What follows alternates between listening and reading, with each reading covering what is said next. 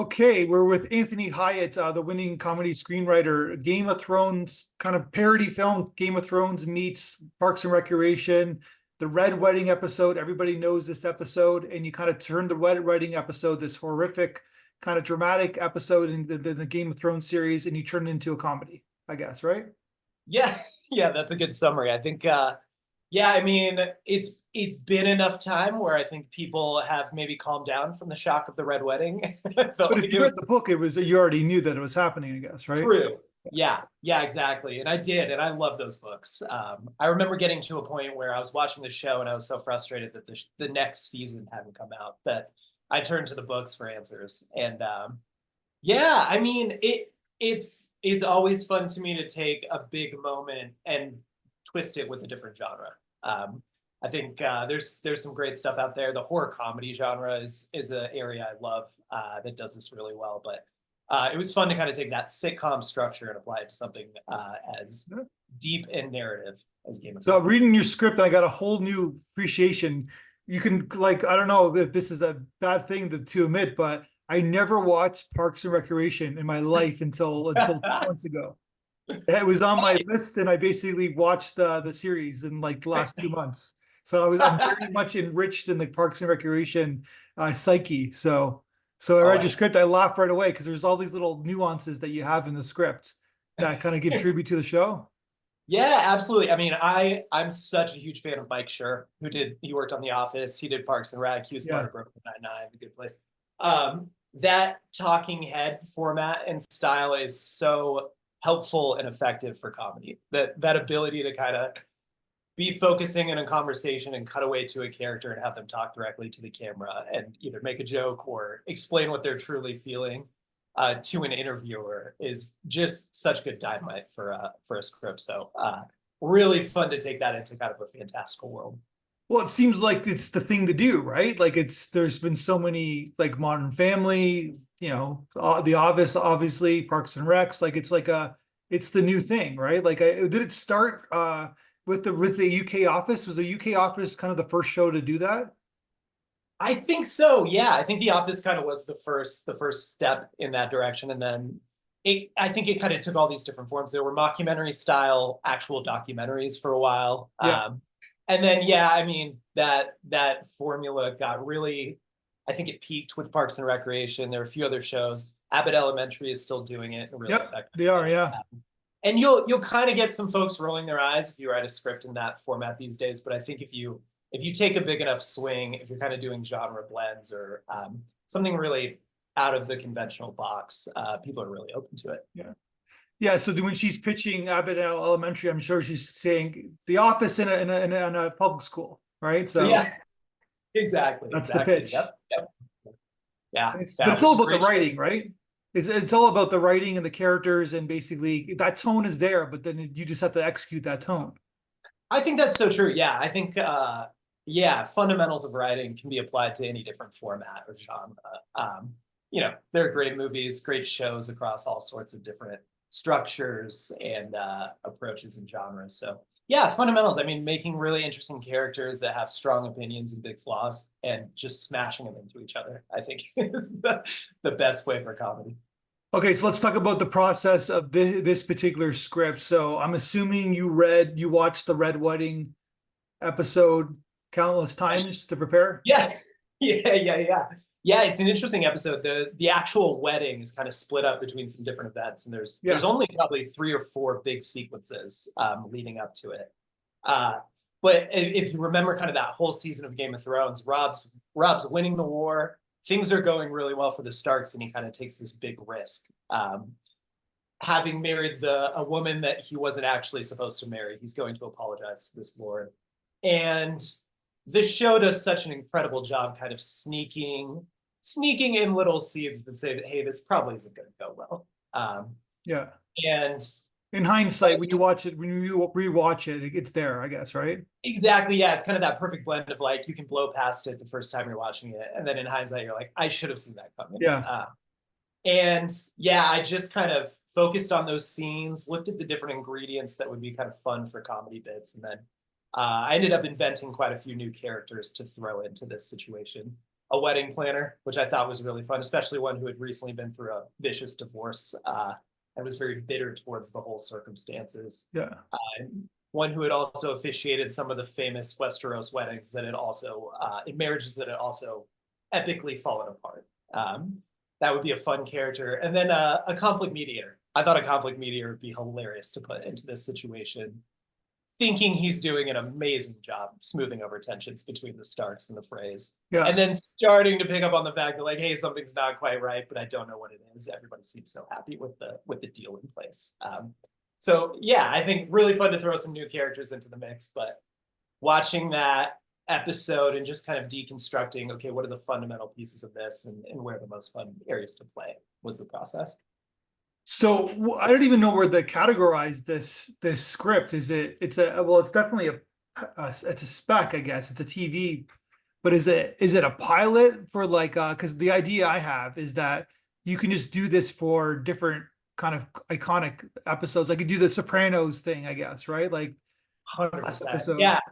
I think it'd be a blast, especially if it was like animated or something. I'm sure the rights around this would be kind of a nightmare to sort out, but yeah, taking iconic TV moments and just kind of playing with them would be a really fun kind of spoof series or like, yeah, sure.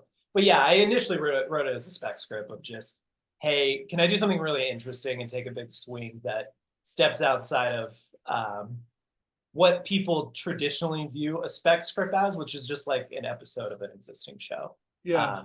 And you don't have people doing those very often anymore. And this was kind of a way to try and bring that back a little bit. Like, because like imagine like Breaking Bad. Imagine like they have someone's like following them, but they're talking about the meth business, right? Yeah, right. Yeah, exactly. That's like really bothering me today. Yeah. Yeah, imagine like the big showdown between Hector and Gus Fring, but it's like from the hospital attendees' point of view. You know, like what are these like? Yeah, that's good. Yeah, like One of my favorite shows. I don't think it panned out very well, but the concept I thought was so brilliant. It was like the insurance company that has to do all the cleanup after like the big superhero battles. He was on like CW for 5 minutes or something. But I thought that was so hilarious. Like, what are all these periphery characters that we don't explore in these big shows who are like victims of the big dramatic plot points, but don't quite have as much invested in at stake and have their own concerns and flaws. Yeah. So I didn't even know that was a show. That show, I guess it didn't do well. I don't think so. And to be honest, I could see it might be hard to have much of a runway for that show. I don't know kind of where to take it, but I remember hearing that concept and just being like, whoever put that together, kudos. That's a brilliant take on what is a very formulaic genre that we're always following the heroes. We love the heroes, we love the villains, we love that clash of titans. But then who are the everyday people who kind of live around these gods? Because if you're like, say, based in reality, say where the Game of Thrones world existed, there probably would be a wedding planner, wouldn't there? Like there'd be like yeah, exactly. Like this was thrown together on short notice, so they'd probably be pretty upset that they're getting pulled in at the last minute to do this. All sorts of weird details. Like the groom has no idea which of Walder Frey's daughters, and he's got tons of daughters in the show, he's marrying until literally she lifts the veil and he sees her at the altar. So tons of fun moments where you're like, that would be a nightmare to plan that wedding. You don't even know who the bride is until the last second.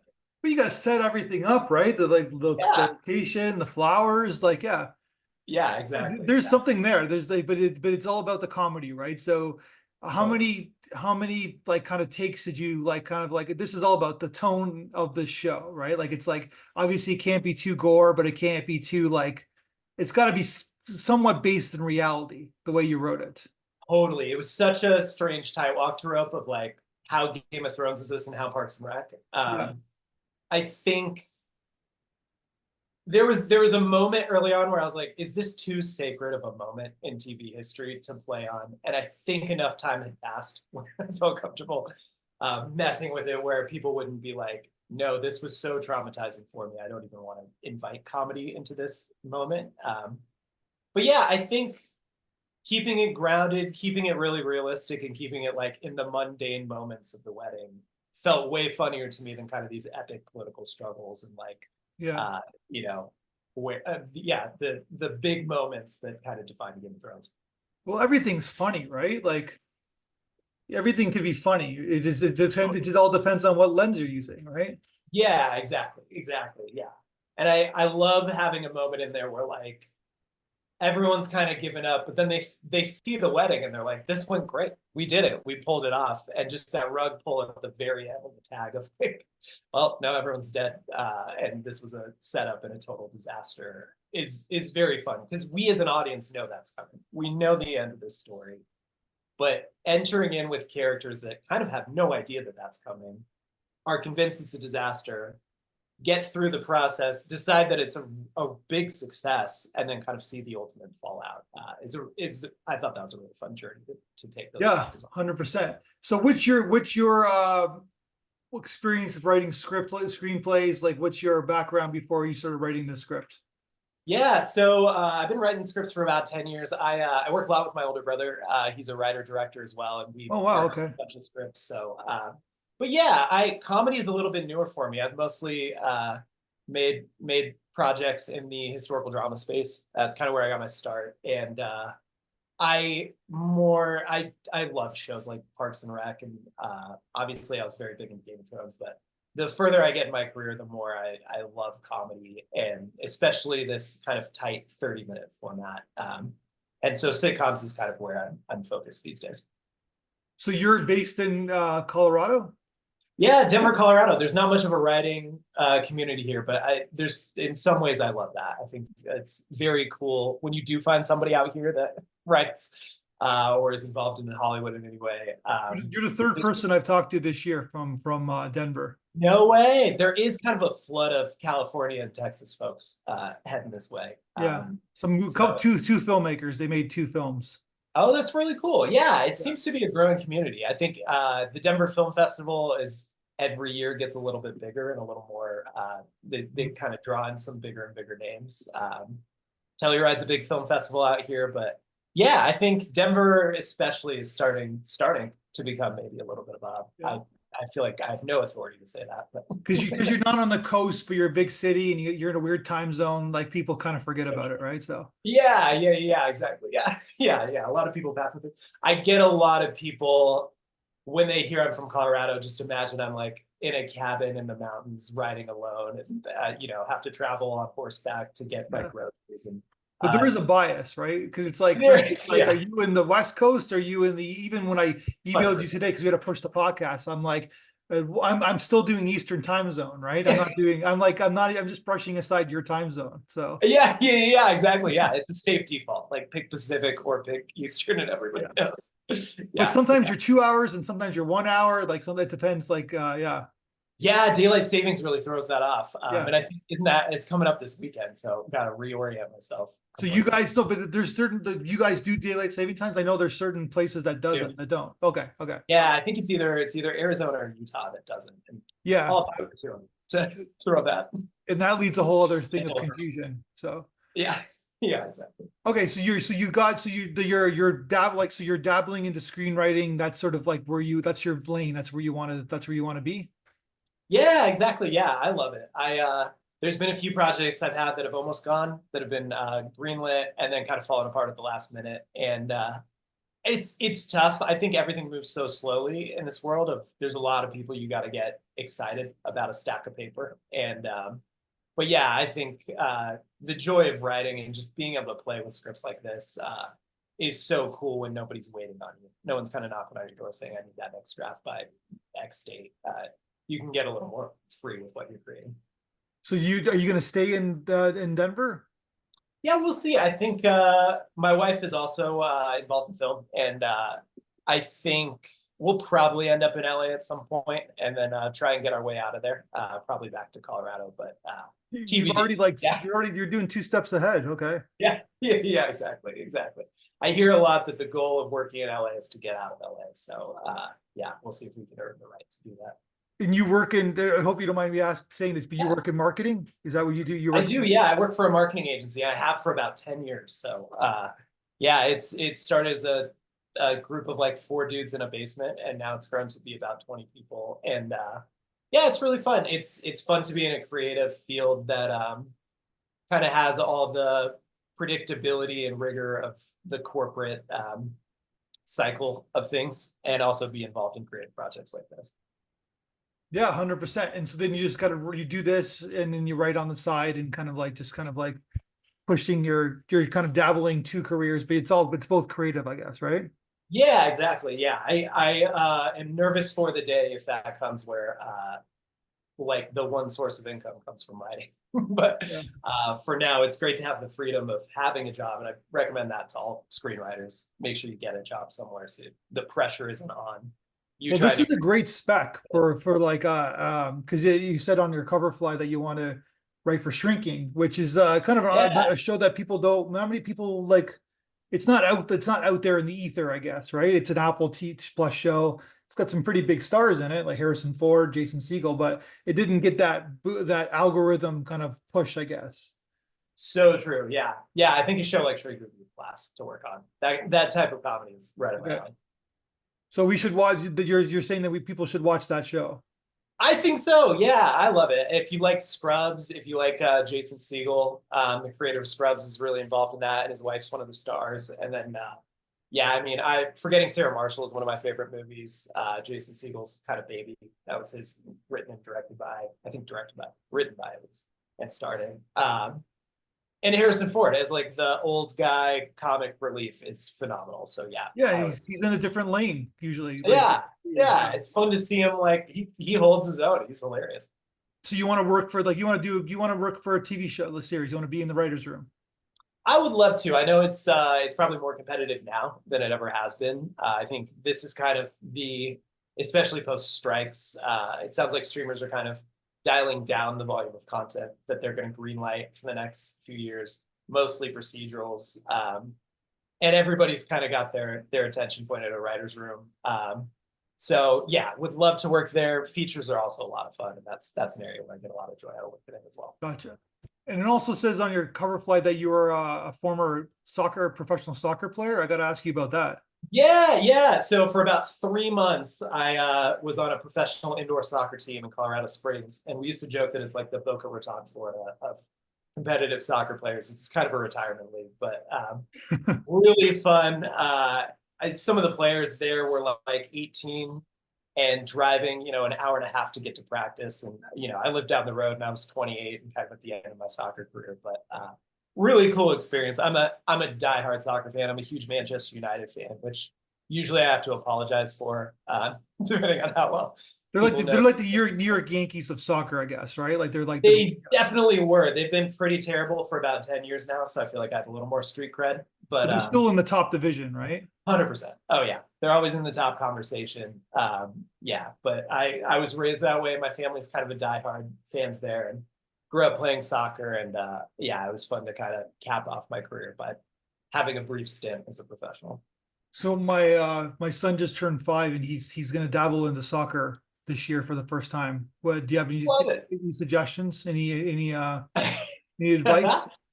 Yeah, that's awesome. I mean, it's all about the practice outside of the practice. So if he That's loves it, he wants to do it, training on his own, just making sure he gets really familiar with the ball, and finding some players to follow that he loves and some teams. That's big too.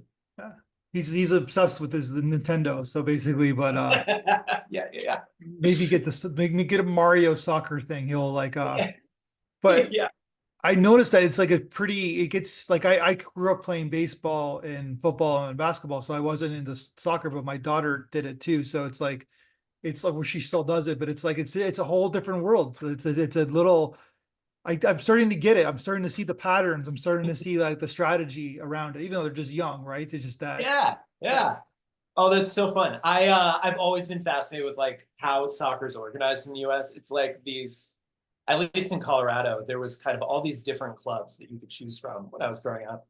And then our MLS team, the Colorado Rapids, kind of purchased all of those clubs and set up this kind of funnel feeder route into the professional team. And all of a sudden, everyone around here started taking things a whole lot more seriously. Yeah. Like, yeah, how do I They get my made team? it organized. They made it like they raised the stakes, right? So instead of Totally. like Yeah. all these mom and pop shops, they just kind of swallowed it whole, I guess, right? Exactly. Yeah, and there's pros and cons to that, I think. But I was a Rapids developmental academy player when I was 16 to 18, and Yeah. got to train with the first team a few times. And just having access to that is so cool. And so I think the more the more that soccer in the US gets associated with those top clubs and there's kind of a route to it, I think that's fun for players and parents. But do you Probably ever need- see it like being like a top sport in like in the States? I think so. I think it was at least a few years ago the most played youth sport, and that kind of makes sense, right? Like Yeah, economics of it. You an don't need easy much. sport to get into, I guess, right? Yeah, easy sport, relatively safe. And I think it will. I think it's going to be a very slow journey to it kind of ever competing with the NFL or the NBA. Well, that's like a monster, right? It will never. Yeah, yeah, Look exactly. at the It's city you so live great. in. They're obsessed with their Broncos, right? Yeah, yeah. But I mean, every time I go out to like a bar or somewhere to watch soccer, it seems like the crowds are bigger and bigger. So I think it's grown. The women's game, especially, has been really cool to see that over the past few years become a little more prevalent. Yeah, And well, because a lot it's more excitement about it. my theory is that if say LeBron James was brought up in a different country or different environment and he became a soccer player, he would be the greatest soccer player ever. Yeah, yeah, exactly. Yeah, like are we really? Yeah, we're probably breeding some of the best athletes in the world. You're definitely 100% Yeah, breeding the best yeah, athletes, right? Like there's yeah, no question about it. Like I just yeah, imagine, like maybe before your time, but I can imagine Allen Iverson playing yeah. soccer. He would have been amazing. He's got the build for it. Yeah, He's yeah. got How the great at speed, basketball. the Yeah, quickness, yeah. Like he understands, hey, like you know what I mean, right? So that's totally. my theory. It's just like the best girl athletes, female athletes are playing soccer, right? In the States. Unquestionably. That's why Yeah, they're winning. They're winning the yeah, big things, and then but not the best male athletes are going into basketball and football, especially, right? So yeah. It's so true. There was this period where I think this was probably maybe 5 to 10 years ago, where Jurgen Klinsmann, big German player, he coached their national team for a while, came in and coached the U.S. and he did a great job, kind of moderate job with our national team. okay. But his big push was like youth soccer. How do we like develop soccer in Mhm. America? And it's fun to kind of roll the clock back forward to today, where you see, at that time we maybe had one or two players in Europe in the top leagues. Now we've got players on, Pulisic on AC Milan is cleaning up, and we had Sergio Dest on Barcelona. And Yeah. all of a sudden, there are these American players showing up on top teams around the world, and it's just cool. It's cool to watch that happen, kind of very slowly, but definitely concretely. Yeah, no, 100%. And it's that's what it's an easy sport to play. And like you said, it seems like it's being more organized now, right? So Totally, yeah. yeah. And that's and like the baseball's so complicated for kids, right? It's like Yeah, and so much like standing around, which I feel like is tough for a kid. Like there's a lot of downtime in a baseball game where either you're not on the field or you're waiting for the ball to come near you. A so little bit different. not to hammer this home, but I'm noticing with like kids, it's like soon as they get like 7 or 8, this is soccer. This is like my primitive experience. When they're like 6, 7, they all run after the ball, right? And Yes, then there's yeah, like one or two in the league who kind of gets the like instinctively just kind of gets the what's happening after the ball goes in the corner. What happens yeah, next? sure. And they Mhm. start seeing okay the patterns of the where the ball goes, right? And so they don't go after the ball, they go after where the ball is going to go next, right? Totally. Yeah, I think around like 11, where I was thrown in, and suddenly you're playing like 5v5, 6v6, 7v7. Yeah, Suddenly it's this full field and you're 11v11, and a exactly. coach is trying to like teach you positional play and like Yeah. where you're supposed to move on the field. And I remember that being a very big cognitive jump. And the players that picked up on that early were the ones that just like, Exactly. Who's like, but there's ones who just it's an instinct, right? They totally. have a Yeah, feeling for it, and you're already seeing it in these ages, right? Where like, oh, okay, they get it, right? And it's totally. not Yeah. even being the best athlete; it's just being the So like true. someone who instinctively gets the sport, I guess, right? Yeah, there's kind of a physicality side to it that's probably essential. I mean, you probably have to be a certain type of Of course, athlete to yeah, be at the yeah, top level. But yeah, I mean, the intelligence, and just one of the things I love about this sport, I'm sure it's true in all sports, but like the different styles of excellence that you see. There's some players that are so brilliant at just being in the right place at the right time. yeah. And there's other players that anticipate what other players are going to do so That's what well. I mean. Yeah, yeah, Yeah. Yeah, and there's some players that like on the ball, they're amazing, or taking a player on one-on-one, or finishing or defending, but it's just can come in so many different forms that keeps things exciting. Yeah, I'm so sure I could go on and on about this Yeah. because I'm interested. I'll talk about Because soccer. like it's like, because in football, it's like there's a play, and then we're going to analyze the play. And it's like, Right. okay, everybody did this, the quarterback did that, we get it, right? The defense did that, and then we're going to go to another play. But Right. whereas like in baseball's the same way, right? Oh, you threw the curveball low and away on the 2-2 count, and then we're Yeah. going to figure, you know what I mean? It's all about analyzing what just happened, right? Whereas 100%. like soccer is like, we don't know what's going on. We don't know the strategy because Yeah. there's no whistle, right? And Right. basically, and we can't see the patterns of the strategy, right? So North Americans like the strategy, but we can't see it in soccer. That's what I see from a viewing conflict. Yeah, it is tough. And I mean, longer games, right? Like 90 minutes with no breaks, except like a 15-minute halftime Yeah. is a tough pill for some people to But swallow. you know what I mean, though? We don't know what's happening. We just see that, oh, he's kicking the ball 100%. way down there, right? So yeah. Yeah, yeah. And I mean, there's like tactics of like the way that coaches set up their teams, the way that they do the formations. But there's kind of this pattern of like maybe a coach shifts around 30 minutes and suddenly it's a whole new game. And then like Yeah. around halftime, there's usually a whole new energy coming into the second half. And boy, do I love Manchester United, but they've really sucked at the second half this year. Unadjusting. So But basically, yeah, to tie it all up, it basically, I think you need to write a script about this and yeah, basically like yeah, exactly. and make us laugh but teach us at the same time, right? There we go. That's the next project. Yep. Yep. Yellow Jackets was too depressing and too Yeah. gory for me. So yeah. Yeah. Yeah. A little Ted Lasso, but maybe, yeah, maybe a Ted little Lasso, bit. yeah, Ted Lasso was good. It was like, but it's still the North American perspective, right? So Totally. yeah. Yeah, absolutely. By the Absolutely. way, Ted, the guy Goldstein, he co-created that show you like, right? So Oh yeah, Brett Goldstein's involved in the writers' room. Have you heard a story on Ted Lasso too? He was in the writers' room and just like one day was like, "I think I should be Roy Kent," and had to convince everybody that he was the right fit. And I mean, good choice on his part. well, yeah, it's a one note character, but he took that one note and just stretched it as far as he could, right? I think he won an Emmy for it too, right? So Oh, he did amazing. Yeah, he did so well. all right, man.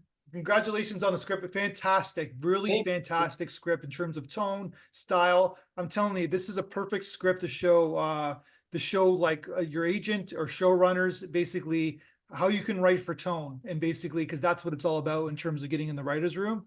And you got it. So basically, I'm sure you got other stuff in your sock drawer to show people too. So you're on your way.